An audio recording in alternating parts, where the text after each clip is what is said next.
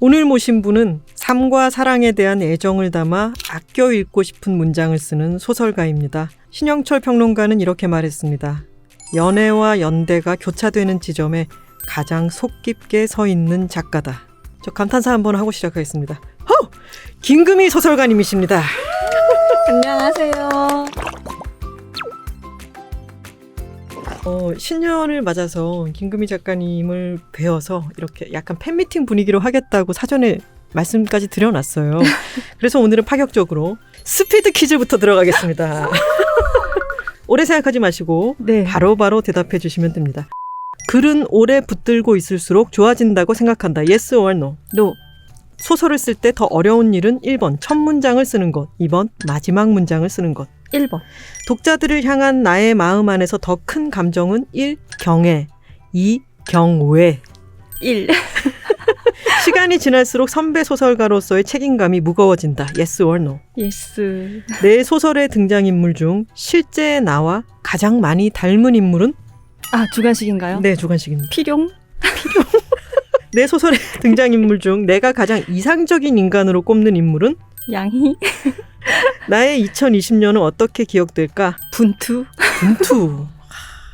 지금 저희 스태프들에게도 얘기하지 않고 제가 갑자기 시작한 거라서 다들 조금 당황했을 텐데 나의 2020년은 분투로 기억될 것 같다라고 말씀을 하셨습니다. 네. 이것은 정말 많은 분들이 그러실 것 같기도 하고 2020년을 겪은 모든 분들께 정말 박수를 크게 보내드려야 해요. 경험한 적 없는 일들을, 그런 일상들을 맞이하면서 지켜야 되는 질서들이 있으니까 그걸 또 감내하기 위해서 노력을 많이 했고 1년 동안 생각해본 작품을 쓰는 거 이외에도 뭔가 작가로서 뭔가를 외쳐야 하는 순간도 있었고 뭔가 마감들을 해치워야 되는 순간들도 있어서 뭔가 분투하는 분위기였던 것 같아요. 특히나 김금희 작가님께는 2020년 1월부터 무슨 이런 일에 내가 휘말리게 되었나 싶으셨을 것 같아요. 팬미팅이라 그래놓고 지금 이 이야기를 시작하게 될 줄은 몰랐지만 이상문학상 수상 거부가 네. 있었고 저는 그게 너무 궁금한 게 표현이 좀 저급해서 죄송하지만 쫄리지 않으셨어요? 언론에서의 시끌시끌함과 등등이 시작될 거라는 거를 예상을 하셨나요? 예상을 못했죠. 제가 그때 실시간 검색어에 올라갔는데요. 네. 그런 일이 처음 있는 일이었고 일단은 굉장히 화가 많이 났고 네. 그러니까 내가 정당한 요구를 하는데 전혀 듣지 않는 것에 너무 화가 났고 그걸 듣지 않는다는 건 계속 그렇게 하겠다는 거구나. 그래서 그게 너무 절망적이었기 때문에 네. 하룻밤 내내 고민을 하다가 이제 얘기를 한 거죠. 무엇보다 그게 계속되면 안 된다는 생각이 되게 컸어요. 한 작가의 조용한 선언 정도가 될 것이다라고 생각을 하셨는데 네. 그 일이 그 후로도 저 개인적으로도 많이 힘든 순간들이 많더라고요. 그래서 그것까지는 예상을 내가 못했구나. 후회가 될 때도 있으셨나요? 후회가 되지는 않았는데 왜냐하면 시정하겠다는 답을 받았기 때문에 네. 결론적으로는 후회하지 않았지만 그 과정에서 제가 이제 작가들이 이뤄야 했던 것들을 생각을 해보면 그때는 마음이 되게 많이 약해지기도 했죠. 많이 울기도 했고요. 네. 그러고 난 뒤에는 독자에게 지필이 들어간 거는 언제쯤이었나요? 그때도 이미 이제 집필하고 있었기 때문에 빨리 이제 정상 궤도로 올라와서 작업을 해야 했었는데 네. 또 그게 쉽지는 않았어요. 정말 쉽지 네. 않았을 것 같아요. 막 기자들한테 전화도 계속 걸려오고 네. 내가 계속 실시간 검색어에 걸려있고 막 이럴 때 일단 굉장한 환멸감 같은 게 들었어요. 이 일을 계기로 이제 잘못된 것들이 다른 분들을 통해서 이제 전해질 때 그럴 때 뭔가 내가 하고 있는 이 세계, 이 직업이 작가라는 직업 자체가 좀 싫어지기도 했고요, 솔직히. 물론 누구나 다 자기가 가지고 있는 직업에 대해서 개인으로서의 인생을 좀 이렇게 갈아 넣지만 작가도 만만치 않게 갈아 넣는 일이거든요. 근데 그 세계에서 가장 오래 권위를 유지해온 어떤 분야에서 그런 식으로 운영을 해왔다니까 좀 충격이었어요. 그래서 그 마음을 빨리 어떻게 추스르냐가 저한테는 되게 숙제였죠. 복자에게라고 하는 책을 이제 읽기 시작했을 때 이 이야기나 문체 이런 게 제목에서 주는 느낌보다 훨씬 더 경쾌하고 차이가 있어가지고 저는 오히려 더 재밌게 느껴졌어요. 그래서 약간 개그 욕심 있는데 재밌는 인물을 넣을 때 저도 실제적으로 되게 재밌어하면서 넣어요. 그러니까 예를 들어 복자에게 그 형 있죠. 5세 편지 막 읽고 자기 연애 편지에 인용한 그 형은 빼도 되는 인물이었는데 쓰면서 제가 머릿속에서 만난 그 사람이 너무 웃긴 거예요. 저는 도저히 뺄 수가 없는 거예요. 그래서 굳이 넣었어요. 너무 재밌는 인물이라서 제 상상 속에서. 그러면 그런 인물을 만났는데 그 인물이 생각보다 너무 웃기기도 하나요? 그러니까 저는 무조건 정말 웃겨요. 정말 웃기고 저는 직접 봤잖아요. 근데 개그 욕심이 있는데 살짝 이렇게 좀 최첨단 개그가 아니에요. 네. 나중에 퇴고할 때 검열을 해요. 네. 그러니까 이른바 이 아재 개그라고 약간 말장난 개그 이런 것들 좋아해서 독자들이 뜨악해하지 않을까? 나름 이렇게 걸러내는 거예요. 나의 아재스러움을 한번 필터를 걸러내고. 네. 그게 굉장히 좀 저한테 되게 중요한 작업이에요. 그러니까 경쾌하고 이런 느낌이 났다면 제가 우중충할 수 있는 톤을 단연간의 경험으로 걸러냈기 때문에 이룩한 어떤 톤이 아닐까요? 이룩한. 네. 오디오북 연재로 하셨어요. 네. 다른데 글로 된 연재가 없이 오디오북으로만 연재가 됐던 건가요? 네. 이거는 처음으로 시도하신 거죠? 네, 처음이었어요. 종이 연재를 염두에 두고 쓴 게 아니라 음성으로 하는 연재라는 생각을 가지고 본격 집필을 들어갔기 때문에 그 점을 고려하지 않을 수 없었고 구성에도 많이 영향을 줬고요. 편지 형식을 불러온다던가 감정을 전달할 때 최대한 간결하면서도 좀 강하게 전달해야 한다는 제 나름대로 기준들이 다 있었어요. 지금은 이제 오디오북이 출간되었기 때문에 그중에서 앞부분만 좀 들어보실 수 있을 거예요. 그렇군요. 네. 그러면은 작가님이 끝까지 다 읽으신 거예요? 네네네. 이거 다음에도 해봐도 좋겠다 이런 생각이 드셨나요? 네, 다음에도 해봐도 좋겠다는 생각이 든 게 플랫폼이 달라지니까 글을 쓰는 게 달라진다는 거에 약간 작가로서 좀 신기하고 좋은 쪽으로 작용을 저는 했다고 생각해요. 언어라는 것은 사실은 문자 언어 말고 음성도 있는 거니까 작가가 이용할 수 있는 것들이 있으면은 얼마든지 경험해보는 게 좋다고 생각해서 다음에도 기회가 주어진다면 좀 다른 플랫폼에서 작품들 써보고 싶다는 생각은 있어요. 시간이 지날수록 선배 소설가로서 책임감이 무거워진다에 예스라고 하셨는데요. 올해 출판사들이랑 뭔가 얘기할 날이 있으면 나름 요구를 해봤어요. 네. 물론 제가 그런 대우, 그런 처우가 필요해요 이기도 하지만 바꿔 말하면 저를 그렇게 해주면 당연히 다른 사람들도 그렇게 해줘야 되잖아요. 그러니까 처우를 좀 바꾸고 싶다는 생각에 이것저것 얘기를 해봤는데 또 그런 얘기를 할 때 내가 그래도 지금 11년 차 약간 과장님 정도 되는 소설가라서 이런 얘기를 자꾸 하고 싶어 하는구나 라는 생각했어요. 뭔가 목적이 있어서 그렇게 말을 해야 한다는 생각을 한다기보다는 무청탁의 시간이나 여러 가지 것들 한 10년 이상 거쳐오면서 어느 한 시점에서 누군가가 얘기하지 않으면은 그냥 관성처럼 돌아가는 거. 그러니까 특별히 이 세계에서 뭔가 해결되지 않는 문제는 정말 나쁜 사람들이 뭘 하고 있다기보다는 누군가가 얘기하지 않아서에 가까운 일들이 좀 많은 것 같아요. 그래서 하나씩 얘기를 해 나가면 지금 당장은 받아들여지지 않아서 언젠가는 되지 않을까? 그리고 그런 일들을 할 수 있는 거는 이제 막 시작한 사람들보다는 당연히 뭔가 작품집을 좀 내보고 그랬던 사람들이 더 얘기하기가 편하니까요. 얘기할 일이 있으면 얘기를 좀 많이 했으면 좋겠어요. 작가, 과장급들. 과장급 뭔가 모임 한번 해야 되는 거 아닙니까? 네. 갑자기 전화해서 당신이 과장입니다 한 다음에 하나씩 모을까 봐요. 2010년 이전에 등단하셨네. 당신은 과장입니다. 작품들이 조직 안에서 일을 하고 있는 사람들에 대한 이야기가 많았던 것 같아요. 네. 이전에는 편집자로 일을 하셨었죠. 네. 횟수로 7년 정도? 오은의 옹기종기에 나오셨을 때 문학 출판사는 차마 가지 못하고 네. 왜냐하면 마음이 아플 것 같기도 하고 네. 인문학 서적 편집자로 오래 일을 하셨다라고 네. 들었었는데 그때도 이미 나는 소설가가 되겠다라고 생각을 하고 계셨었나요? 네, 그렇죠. 아주 어렸을 때부터 한 편이에요. 직장 옮길 때 그 자기소개서 쓸 때 제가 그런 얘기 썼거든요. 네. 소설가가 꿈이라고 썼어요. 그러니까 사장님이 면접을 보시면서 작가가 꿈이라면 이런 인문서들, 철학서, 역사, 에세이 이런 거 작업해보는 게 큰 도움이 될 거다라고 말씀을 해주셨던 기억이 있어요. 실제로 도움이 됐던 것 같으신가요? 네, 많이 됐던 것 같아요. 제가 정말 문학 편향적인 사람이라서 그 세계가 가지고 있는 독특한 문체 많이 익혔고 도움이 많이 됐어요. 결과적으로는. 에세이 사랑밖에 모든 말들에서도 작가님의 유년 시절에 부분들이 있었는데 더 어릴 때는 어떤 아이셨어요? 그러니까 제가 초등학교 때 굉장히 적극적인 애였어요. 어린이 회장이었어요. 아, 그래요? 회장님이셨는데 이제 과장이 된 거잖아요. 모두 회장으로 출발해서 과장이 되잖아요. 아마 여기 듣는 분들 중에서도 많을 거예요. 근데 10대 때 되면서 정적으로 변했어요. 여러 가지 이유가 있는데 그중 하나가 치아 교정을 하면서 그게 육체적으로 되게 힘들거든요, 사실. 네. 그러면서 좀 소극적인 애로 변하더라고요.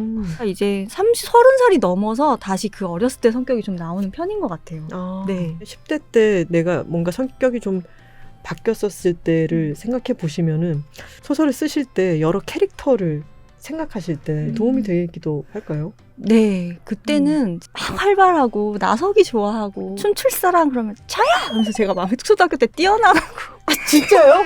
근데 10대 때가 딱 되면서 사춘기가 오고 등등에 뭔가 좀 약간의 위축이 오자 그런 제가 너무 창피한 거예요. 그랬던 제 자신이 굉장히 침잠에 들어가기 시작한 거예요. 10대 때 전혀 다른 어떤 바다에 있다고 생각했어요. 어렸을 때 내가 있었던 바다랑 전혀 다른 온도의 바다에 있다. 근데 그게 아주 사라지진 않고 사실 글 쓸 때의 감각이 그거랑 비슷해지는 감이 좀 있어요. 그 온도랑. 네.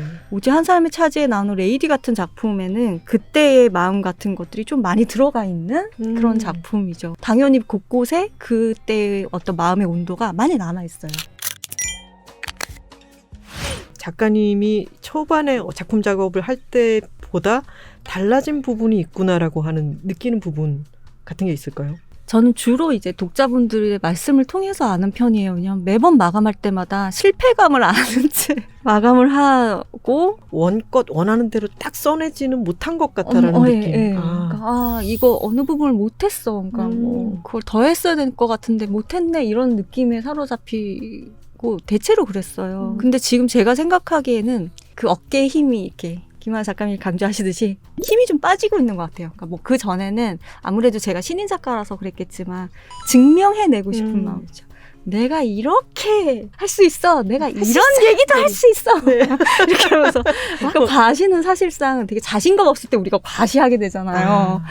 나온 작품은 그런 마음을 다 거쳐서 정갈하게 나오는지 몰라도 쓰는 과정에서는 저는 그런 걸 많이 느꼈거든요. 제가 뭔가를 증명하고 싶어 한다는 걸. 최근에 작품들에 오면서는 뭔가를 증명한다는 것 자체에 좀 흥미를 많이 잃은 것 같아요. 그러니까 그게 가능하지 않다라는 걸 어느 순간 깨달은 것 같고 이 일이 그냥 자기가 목표로 하는 어떤 지점을 향해서 그냥 걸어가는 거지 그걸 뭐 그냥 점프를 하면서 가든 물구나무서기를 해서 가든 그 과정은 사실상 일종의 자아도취에 가까운 행위일 수도 있다 하는 생각을 좀 해서 좀 더 편해졌어요. 네. 김금희 소설이라고 하면은 많은 분들이 어떤 키워드를 생각했을 때 연애, 가족, 친구, 여성, 노동, 사회 등등의 키워드를 떠올리게 되는데 다른 사람들이 나로 인해서 어떤 키워드를 더 떠올릴 수 있다면 좋을지 한번 생각을 해볼까요? 순정? 순정. 사람마다 지키고 싶은 어떤 마음이 있고 그런 마음이 타인한테 인정을 못 받더라도 고집스럽게 가져가는 인물들한테 되게 애정을 갖고 있어요. 그래서 인물들의 성격 중에 그게 되게 중요한 코드이기도 하거든요.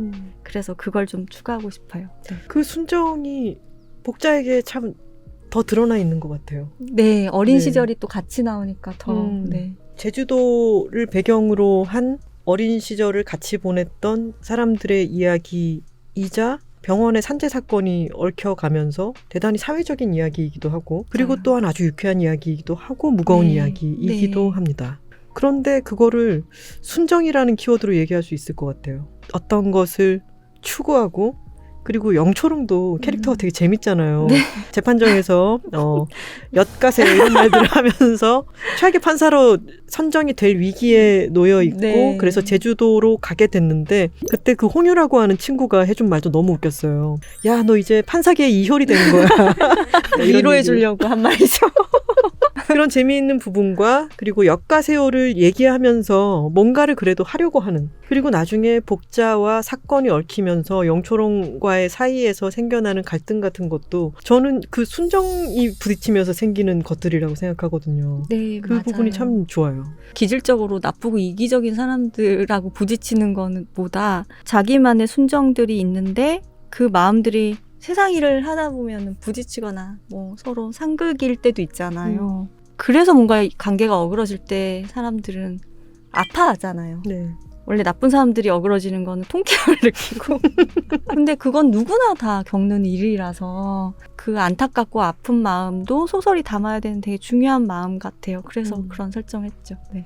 데뷔를 하셨을 때 소설에 대해서 갖고 있던 순정과 지금 소설에 대해서 갖고 있는 순정을 비율로 비교한다면은 지금이 순도가 더 높아진 것 같아요. 그때는 저를 위로해주는 글을 제가 써서 읽고 싶었거든요. 지금 11년 차 넘어가면서 생각해보면 그게 굉장히 이 소설의 역할을 어떻게 보면 되게 얕잡아봤던 행위였구나.